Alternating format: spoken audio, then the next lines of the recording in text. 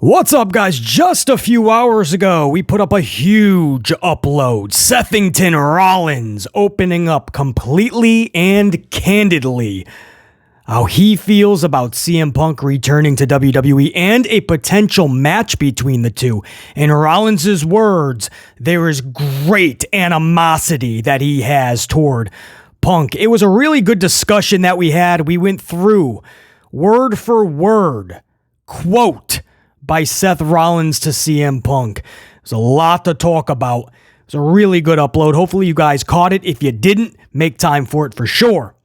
But because I had a little bit of time, I thought it was the perfect time to discuss another individual that had some comments for CM Punk recently. I know a lot of you guys were wondering my thoughts on Bobby Lashley, how he feels Punk should work his way up the ladder, not be given anything. I'll give you the exact quote by Bobby Lashley, if you don't mind. Full transparency, and then we'll discuss. Bobby Lashley said this about CM Punk. "I really don't know, to be honest with you. I was actually leaving around the time Punk was really starting to pick up steam. I mean, he was there, but he really didn't do anything at that time. I spoke with some of the guys that knew him. I got mixed feelings. Some people were very against him. Some people were like, whatever. But you know what he says. It's a land of opportunity." Lashley goes on to say, if he comes back and he helps out the show, that's the business side of it. I hope they gave him an opportunity to kind of prove his loyalty to the business. And some of the people in there, just to let everyone know, some of the naysayers, some of the people that aren't too happy about him being there. So right there, Lashley does confirm the reports we already knew. A lot of people not exactly happy to have Punk there. That's not like a light switch. Just because WWE parades Punk out there, the whole locker room, snap of a finger, blink of an eye, drop of a hat, all of a sudden welcomes him back with open arms. Even though Punk said that to a large extent last Monday during his promo, 2 Mondays ago, that's not exactly how it works, right? When you feel some way about somebody, it takes a while for them to get back either into your good graces or at least to a point where you're willing to work with them. So Lashley does confirm that there's a lot of people back there that, Rollins being one of them, that just doesn't really care for Punk. Lashley goes on to say this is an opportunity for him to work his way back up to the top. Not just be given everything because maybe he negotiated a contract to allow him to do that. That's pretty candid. That tells you this is not a storyline that Lashley's trying to weasel his way into with Punk, because Punk is such a hot commodity. So Lashley's trying to squeeze in some words. Maybe down the road we can do business. He's talking about his contract. He's talking about, hopefully he works his way to the top, not just given these matches on the grandest stage because maybe he negotiated a contract to allow him to do that. Damn, bro. So that's why I know a lot of you guys are wondering my thoughts on it. He's not saying anything demeaning, right? He's not tearing Punk down or Phillip Brooks down. So I get nothing in this quote, in these paragraphs, that's tearing Punk down. So some people took it as that. I see nothing of the sort at all. I see Bobby Lashley giving his candid thoughts like a lot of people are. If you listen to what Seth Rollins said recently, if you caught the upload that we put up just a few hours ago, whether you like it or not, at least Seth is telling you how he feels. And he's still willing to do business with Punk despite how he feels. Lashley's telling you it's a take it or leave it situation, right? It doesn't sound like he's good buddies with Punk at all. That's pretty obvious. Doesn't sound like he can't stand Punk either. But he's telling you there's a lot of people in that locker room that just would rather not work with Punk. So he's saying, hey, this is the chance for everybody to start from the very beginning, right? Start from zero. And that includes everybody. Wipe the slate clean. Punk, it starts with him. Work your way from the bottom to the top. Now, business-wise, I'm not sure how that makes sense, right? I don't see how many people want to see CM Punk versus Dragon Lee. Punk at his age With all the injuries he's just had, they were trying. I don't know about working for the Tozawa versus CM Punk. How much money is that making? I understand it sounds cute, right? Start from the beginning, start from square one, start from the scratch, work your way up. It's just not that simple. When it comes to business, we want the big time matches, and Punk's time is a little bit more limited, right? There's a lot more of a view in that rear view than there is ahead, career-wise for Punk, right? I mean, there's a lot of history. There's a lot of career behind him.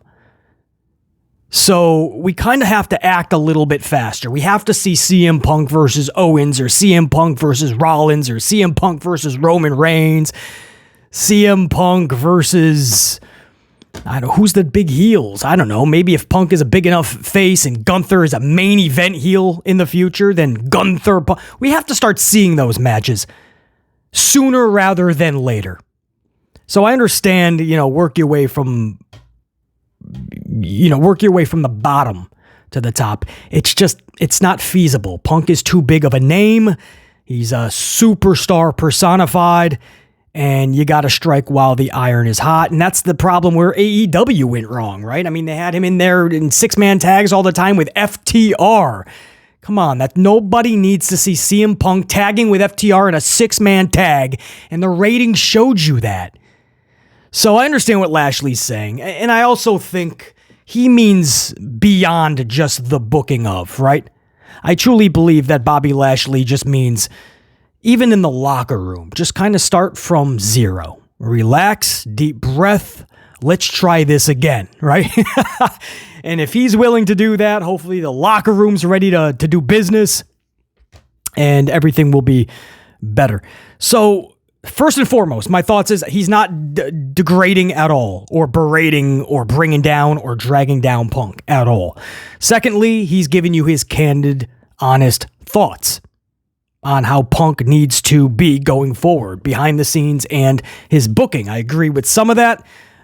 The booking-wise, not so much. But I do agree with, the big quote here, not just given everything because he negotiated a contract to allow him to do that. Now, I totally understand that. If Punk was telling them, no, I want the main event of WrestleMania, I want to win this title, I am not going to do the job at X, Y, and Z events, not the Rumble, not Mania, I might do the job at SummerSlam, that'll be creative control, we'll talk about that 4 weeks before the show. If that's the type of contract, then Lashley's correct. And you laugh, but there's been many wrestlers, top tier, that have tried those contracts. A couple of them were able to cut that deal with Vince, and Vince found himself in a little bit of trouble because of such. And I don't think he's ever cut another deal like that again. So with CM Punk, of course, I don't think that's the case. I really don't. I think everybody knows what needs to go down. And then it's just about who wins and loses, right? Everybody knows that matches like Rollins and Punk has to happen. Now, where do you go with that finish? I've said this so many times recently, I'll say it like a broken record a million more times. Does Rollins walk out defeating Punk, retaining that title? Or does Punk actually defeat Rollins and walk away with his title? Is there a right and a wrong? Man, it is a heavy topic. But I don't think Punk put in his contract, I have the creative control on such, because I doubt very much Vincent Kennedy or LeVec McMahon would okay or approve such a contract. We saw what happened with WCW when Hulk Hogan had that type of creative control. And Eric Bischoff to this day says he only injected it one time. He only used creative control one time. But I can count a handful of times where Hulk Hogan admitted that he had input and he changed things up. That's called creative control. That's too much power for a wrestler to have. Anyway, just like the earlier upload we put up a few hours ago with Sethington and Punk, this is another good conversation. We take the comments by Lashley and it really gives you insight on how the locker room feels about Punk. As far as saying that he spoke to a lot of dudes in that locker room, or gals, it doesn't really specify, but he says he spoke with a lot of the people. Oh, it does actually. I spoke with some of the guys. Maybe that's still, you say the guys and you include the chicks, but I spoke with some of the guys that knew him. I got mixed feelings. For him to say that, it's what everybody says about Punk, right?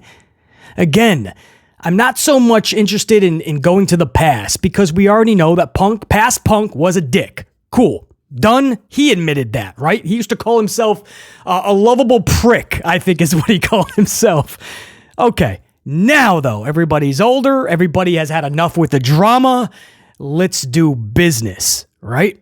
That's what BC's more into now, man, because wrestling got a pulse when Punk came back at the Survivor Series. Even though I'm not a big Punk fan, not even at all, I'm just not, but I know that this dude brought a pulse back to a desperately needing it company. This company needed something to interject some life into it, and Punk did that a couple of Saturday nights ago. He says, I spoke with some of the guys that knew him and got mixed feelings. Some people were, he said, very against it. Not just against it. Lashley says some people were just very against it. Some people were like, whatever. And Lashley says, but it's the land of opportunity. If he comes back and helps the show, then that's the business side of it. Basically, I'm okay with it. I hope they do give him an opportunity to kind of prove his loyalty to the business. So Lashley is saying he's only going to go so far as to hope he gets the opportunity to prove his loyalty to the business. So Lashley is telling you right there he's not sold on Punk right now, but he's going to give him a chance to prove himself. Lashley's saying that. Lashley's saying people he talked to are saying that. We already know what Rollins is saying. It's going to be a bumpy road for Punk. He burned a lot of bridges. When he left the first time, he really, really shit on the industry. That's what pissed BC off. I can't recall if I was ever a big Punk fan, but I always backed Punk, especially that, what do we call it, Summer of Punk, and that promo in Vegas. Man, did that ignite the wrestling industry. So BC was on board. Once he started absolutely just shitting on the industry and shitting on fans and acting like he was above pro wrestling, and he did that for years. That's when the boys and the gals started getting pissed. That's when BC was like, dude, no, you're cut off. But when he came back to AEW, I was willing to have the slate cleaned, and you guys remember how I was. I was like, let's do this. Let's see what they do. Unfortunately, it was just that was a marriage that needed to be ended in divorce the day they got married, AEW and Punk. That was horrible. But Tony Khan didn't know how to boss him, be the boss of him. Punk didn't know how to take Tony. The booking was outrageously bad. And then, of course, all the drama followed. That was horrible. But when he came back to WWE recently, I said it again. All right, I don't know how many times I can even do that. This is it. And I've said this from the jump. He's going to come back to WWE. I've said this for years, right? I've had this channel over 5 years. I said Punk will be back in WWE. I said this from day one. He will be back, and that's most likely going to be his last chance. No more bridges being burned. This is your chance to win over people like Bobby Lashley, who is well respected in that locker room, and there's no reason you shouldn't already have him won over. How's that? That's my thoughts, man. I know a lot of you guys are wondering. I've been away from the channel for a couple of days. Those are Lashley's words. That's how I dissect them and perceive them. And that's my discussion on it. Interesting to see how you guys feel about it, man. If you're in that locker room and you're not a big fan of Punk, you'd rather not work with him, but he's back in WWE now. Do you give him a chance? Do you just say, you know what? All right, I'm willing to put the feelings to the side. If you're going to be cool, not a prick, if you're going to do good business, I'll do it with you. We ain't got to be friends, but let's do good business. Would you do that? Or would you just say, you know what? Morally, I just don't like that. I'd rather not work with the dude. And I don't know what that means. I don't know if I got to go to a different brand, if I got to be off shows. I'd rather not that. Because now you're getting into like an AEW thing where they almost had Collision just literally they were going to do like a brand split. And Collision will be the people that want to work with Punk, and Dynamite will be with those that don't. And they basically did that anyway. But the concept got such backlash, they didn't announce the brand split. Wild. Anyway, guys, that's my thoughts on Bobby Lashley. He's a good dude. He's willing to give Punk one more chance. Prove yourself. But he's hoping that there's no weird contract that was signed that allows Punk to just go to the top and win everything from the jump.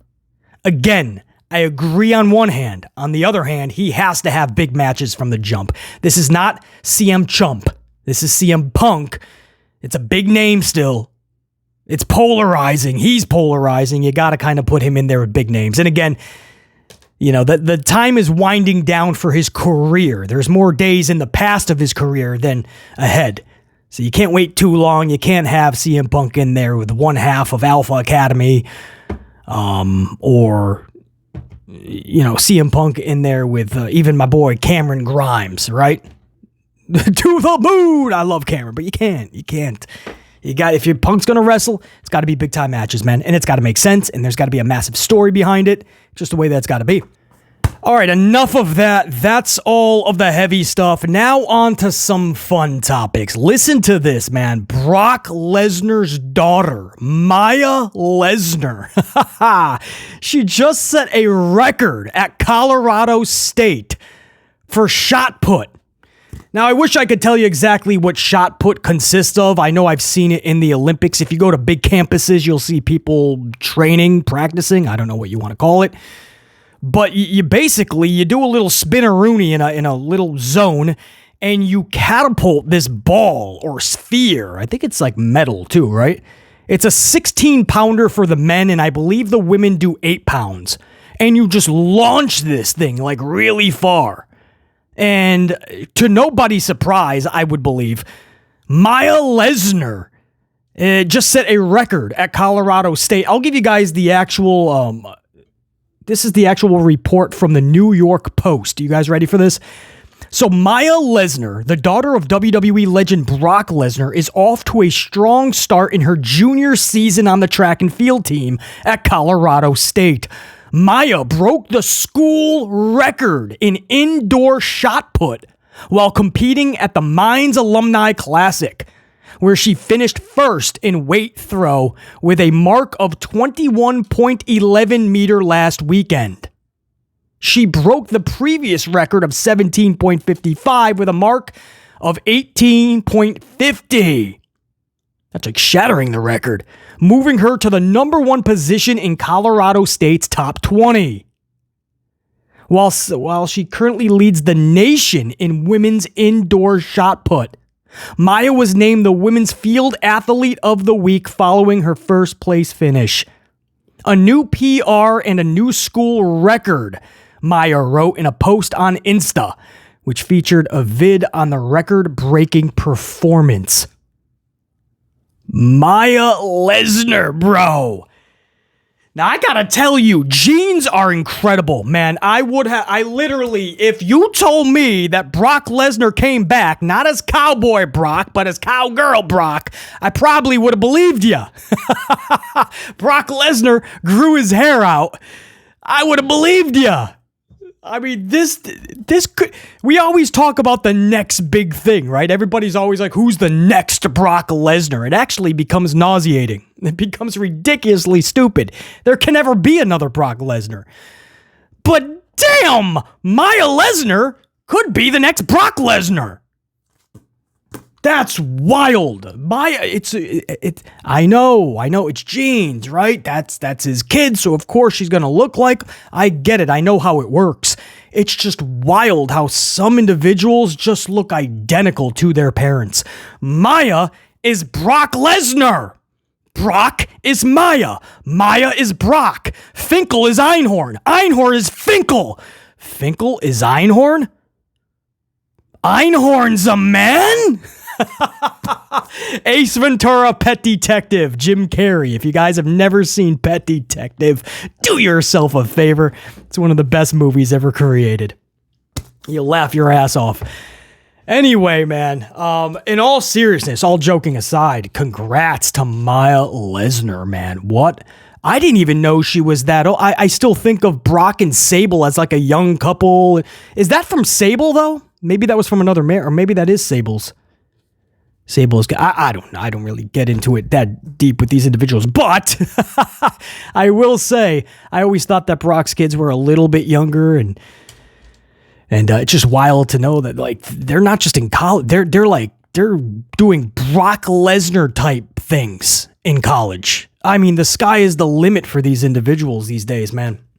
Especially these kids of these pro wrestlers.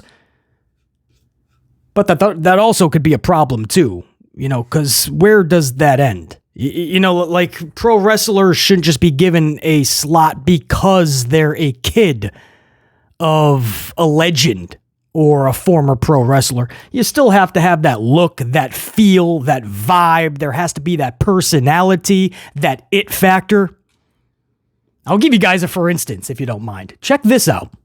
This will be a fun conversation. You know what? I wasn't going to do it in this video, but since we started the conversation, check out WWE's NIL program. You guys ready for this? This is the NIL program. This is Next In Line. This is part of the whole college program where they can use, the students can use their names and likeliness on to get paid, basically. Like, they're no longer just sitting back getting nothing while everybody else can use their name and likeness and make money off of them. So they're free to, like, do business and have talks and training sessions with WWE, for instance.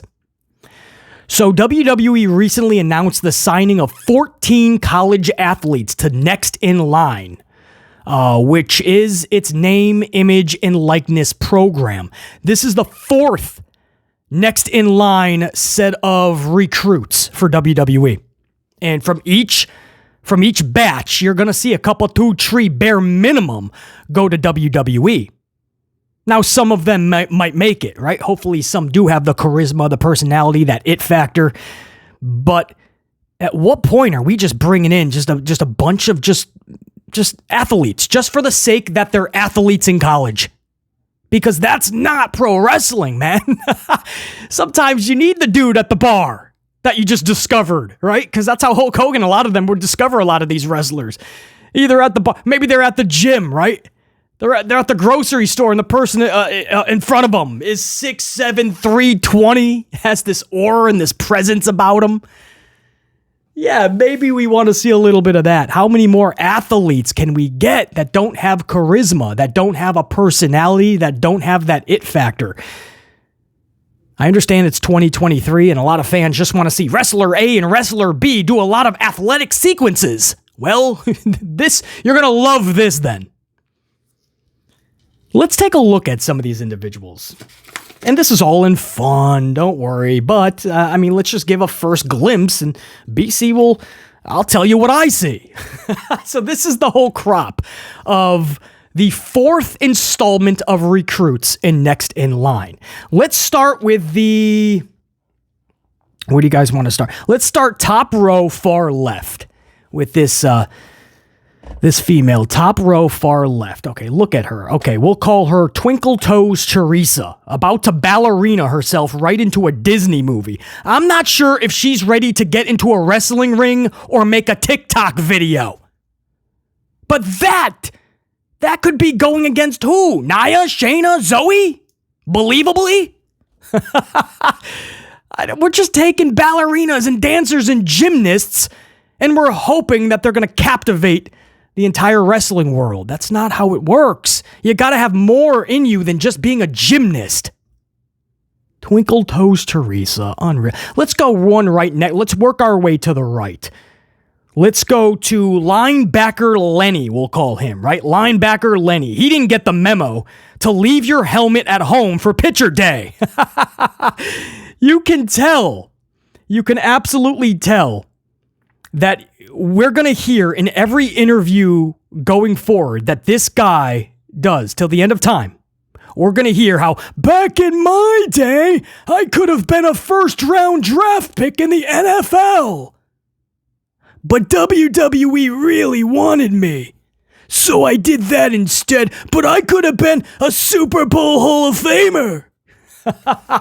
You know we're going to hear that from dudes like this, right? We're going to hear all about his glory days on the college football field. Oh, we've seen linebacker Lenny types for years now. Looks like you're going to continue to see even more. And then one right next to him, there he is. There's Amateur Allen, right? There's always an Amateur Allen in WWE. Good old WWE still trying to recreate Kurt Angle. Jason Jordan, unfortunately, never had a chance. Gable Steveson failed miserably. Maybe Amateur Allen will suplex his way to the top of WWE's merchandise sales. Maybe. Just maybe. Oh, Amateur Allen. And then one right next to him, right? There's, we'll call him Earmuffs Earl. He's got the right idea, actually. Earmuffs Earl has the right idea. Even if the crowd is booing him out of the building, he can't hear any of it. Earmuffs. Oh, boy. And then there's Same Outfit Sanderson, right? We all knew a Same Outfit Sanderson in high school. He's the guy before school calling up all of his buddies and seeing what they're going to wear to school so that he can match them, right? So he called up linebacker Lenny, and like a schmuck, he wore his helmet to pitcher day too. Why does nobody else have their helmet on? Linebacker Lenny, you're the only other one, man. You told me this was the thing. Listen, Sanderson. Listen, Same Outfit Sanderson. This is going to get us into WWE. We look more badass with the helmet. And then rounding out the top row, there is, what do you want to call him? Logan Light Larry. How's that? Logan Light, because he looks more like Logan Paul's brother than Jake Paul. Look at this dude, identical to Logan Paul. What is going to decipher him and Logan Paul? And where is he running to? Right? Because after 2 months in WWE, if you don't have personality, I'm hoping he does, but if he doesn't have personality, if he doesn't have charisma, if he doesn't have that it factor, the only place this dude is running to, Logan Light Larry, is straight to catering. Last piece of triple layered moose cake has been announced by catering crew. I'll race you there. R-Truth is trying to trip him. Tamina Snuka's jumping off the rafters, trying to jump on him. It's a brawl to get to the last piece of triple-layered moose cake. Bottom row. Let's check this row out. Well, we'll start from the left on the bottom row. Who is this? We'll call him Fastball Federico. Look at Fastball Federico. What is this dude seriously going to do, honestly? Throw a curveball at Brock Lesnar's dome piece?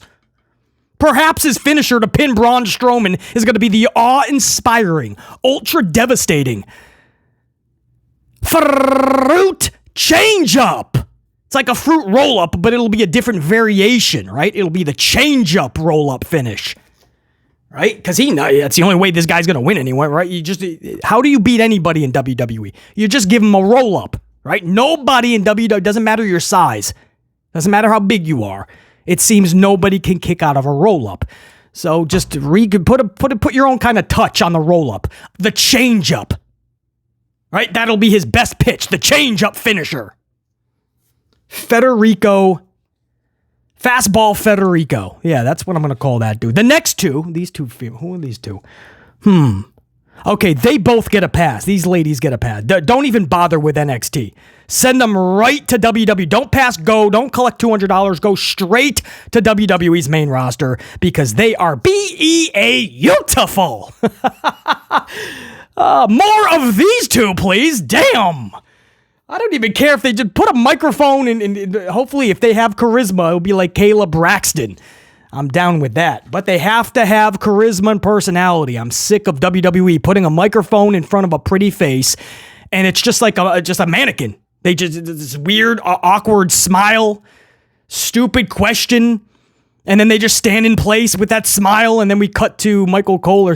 Man, these females in WWE, they're so forgettable. And one of them just got released down in NXT. A lot of people had such nice things to say about her. Just no personality. Forgettable.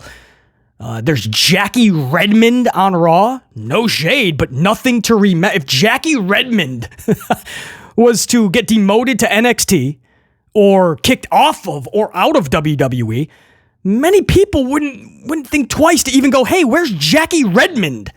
Whereas back in the day, you would go, where the heck is Gene Okerlund? Where's Alfred Hayes? Where's Todd Pettengill? Where is Sean Mooney? Man, Kayla Braxton, she checks off all the boxes. She's a beautiful girl, and she's got that spunk, that person. When an interview is ended, it's not awkward. It's like a genuine, feeling, an expression, and a mannerism. It's natural with Kayla Braxton. So even though I joke and I say give these ladies a pass, even if it's just a microphone, they still have to have the it factor. I am still joking. They're beautiful girls. Can they last in pro wrestling? That only is the case if they have that it factor. And I hope these ladies do. It does look like they, because there's a few girls in here, guys. I'm about to get to one of them, a couple of them actually, that just, I don't see pro wrestler in them. I'm hoping I'm wrong. These two ladies, I see something, possibly. Then there's Carbon Copy Carlton. That's what we'll call this guy.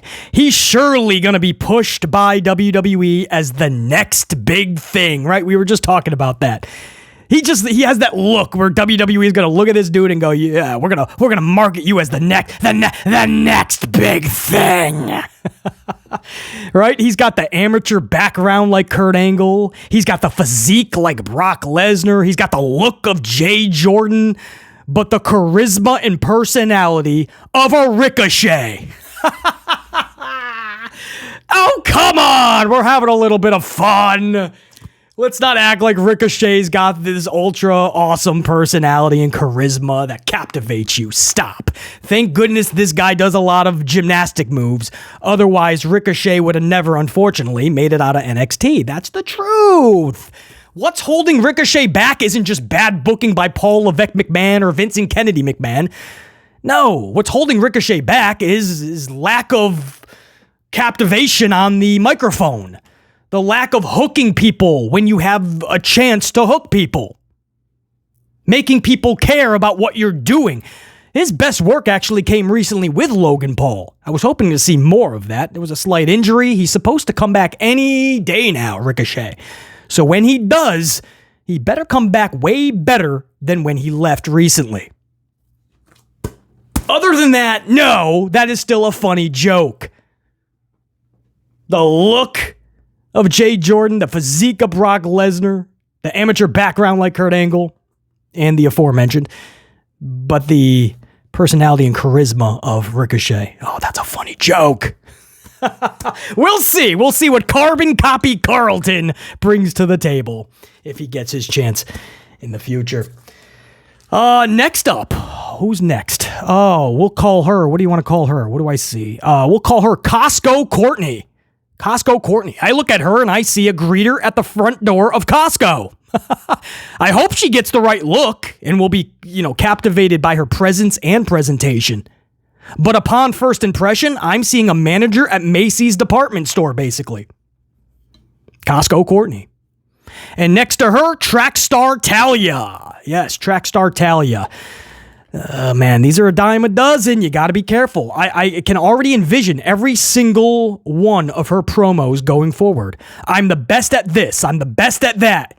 And most likely it's going to be true. She will be the best. But we already have that character. Her name is Bianca Belair. Athletically, Bianca Belair will run circles around the entire division. That's how good Bianca is. She's got the look, the presence, and athletically, she's just the best. So, Trackstar Talia better have an electric personality. That's all I'm going to say. Otherwise, you're just going to be Bianca Light. Because if you don't have that electric personality, good luck getting out of Bianca Belair's shadow. Or even Charlie Flair's shadow. As much as I don't like Charlie's booking, 67-time champion, slight exaggeration within 8 years. No, beating people 100 times that she shouldn't be because those people desperately need a W. But we'll keep beating the same person over and over. Like tonight, she'll probably beat Asuka again, unless there's some schmozzery. But as much as I don't like Charlie's booking, there's no denying that she's a really good athlete. So if all you have to put into your promos is basically your college resume, right? I'm this and I'm that. I'm the best at this. I'm the best at that. Well, we already have plenty female wrestlers who that's their whole shtick. Hey, I hope the best for Trackstar Talia. There's a look there. Is it also within her? Does she have that it factor, that charisma, and that personality? We'll see. And then to round out the bottom row in this group of I don't know what's, to round it all off, bottom row, far right, we'll call her Cute Face Cassie, right? Cute Face Cassie. We all know a Cute Face Cassie. They're the ones that wind up in places they have no business being in because they got a cute face. What do you mean I can't come in? But I smiled. Oh, I didn't see that earlier. Wow, what a smile. Come on in. So Cute Face Cassie. I mean, I'm looking at this group, and, if you're going to do one of those, one of these individuals doesn't belong, man, cute face Cassie just kind of squeaks in there. She looks so tiny. Seriously, guys, she's so tiny. If Nia Jax does her Yoko ass splash, right? Just think about this. Like, let's enter the term of believability and reality within pro wrestling, right? That's when you suspend the disbelief. I call it suspending belief. And I enter the wacky world of pro wrestling so that we can believe what we are watching. Nia Jax is on that second rope and she delivers her finisher, the Yoko ass splash. Cute face Cassie will turn into pixie dust. Cute face Cassie is turning into pixie dust. You'd never see her again. She'd be lost somewhere up Nia's ass. That's just the truth. So who is cute face Cassie really beating, believably? How is she going to beat Jax or Baszler or Asuka? That's what I mean. There better be and when we say character and all that, this is where you go to NXT and you do your little classes and you all go to promo class and they're going to build you into a carbon copy of exactly what they want you to be, a WWE superstar. You're all going to talk the same. You're going to look the same. You're all a carbon copy coming off the Amazon distribution center line, right? Everybody is the same brown box ready to be shipped out to the world to pay money and see you in the ring. That's what I miss about back in the day, man. There was unique personalities, and man, was it fun.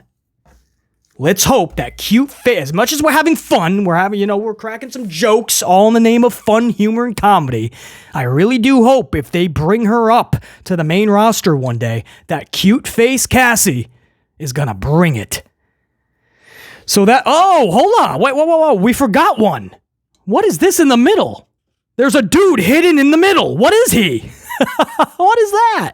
Why is he away from the group? We'll call him Wallflower Wilson, right? We all know a Wallflower Wilson. He's the dude that's always there, but you never notice him. He's attached to the wall, away from the action, but so happy to be there. He doesn't move the needle one bit, but he's a friendly face, so you keep him around, you know? We all know a Wallflower Wilson. So you keep him around until there's budget cuts. There's budget cuts. You're fired. So he's one of those faces you keep around. He's harmless. He doesn't cost that much. He'll do everything you say. But if you do need to save another $300,000, you don't know where it's coming from, you call over Wallflower Wilson. Hey man, it's not you, it's us. But you're fired. Wallflower Wilson. Look at this guy. Oh my God. I already see him in segments with Chad Gable and Tozawa, right? Maybe he's doing some comedy with Tamina and R-Truth. Oh, man. All right, bring it back. Bring it back to BC here. Camera A. Thank you. All right, what's up, guys? So, in all seriousness, that is the NIL Series 4, if you will. Series 4 of the Next In Line program. You're going to see a few of these individuals on WWE's main roster eventually. You're going to.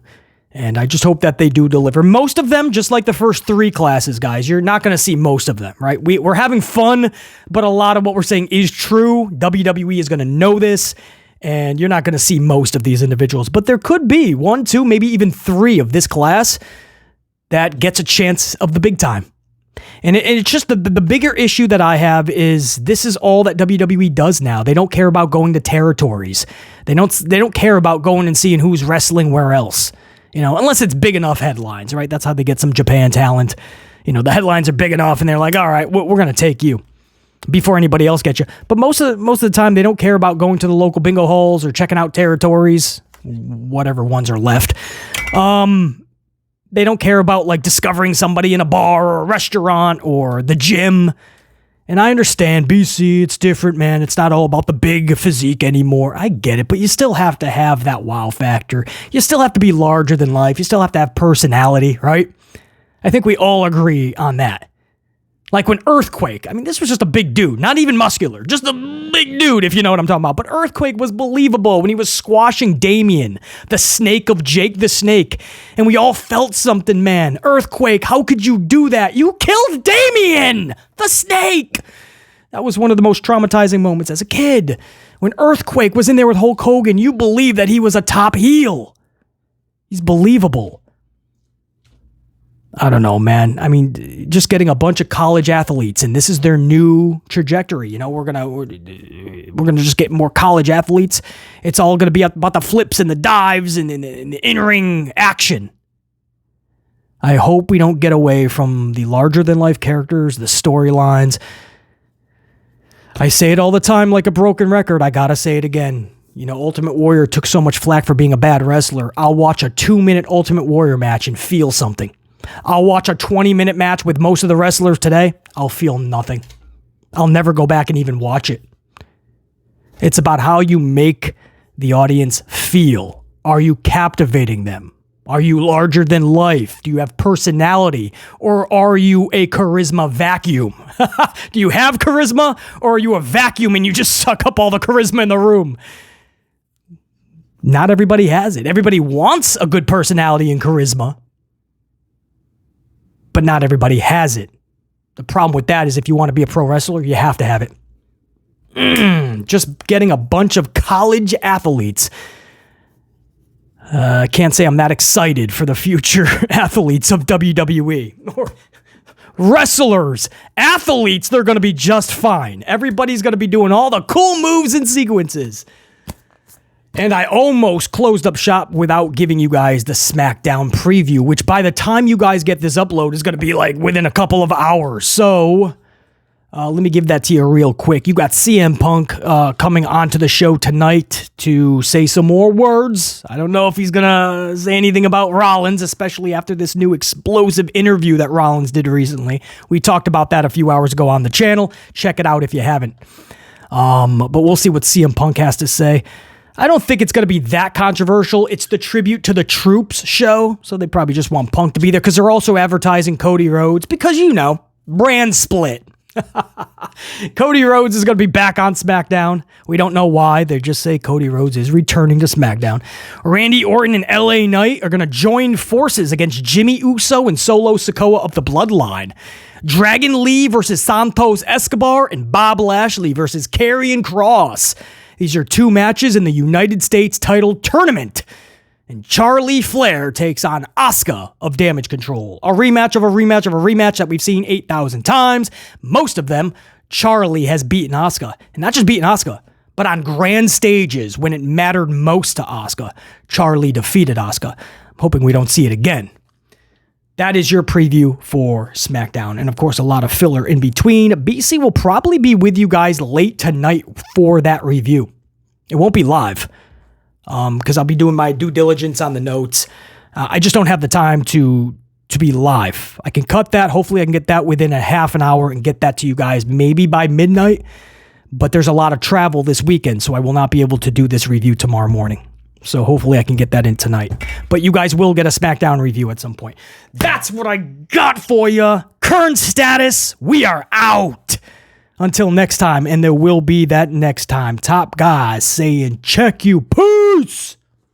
Go long. Go.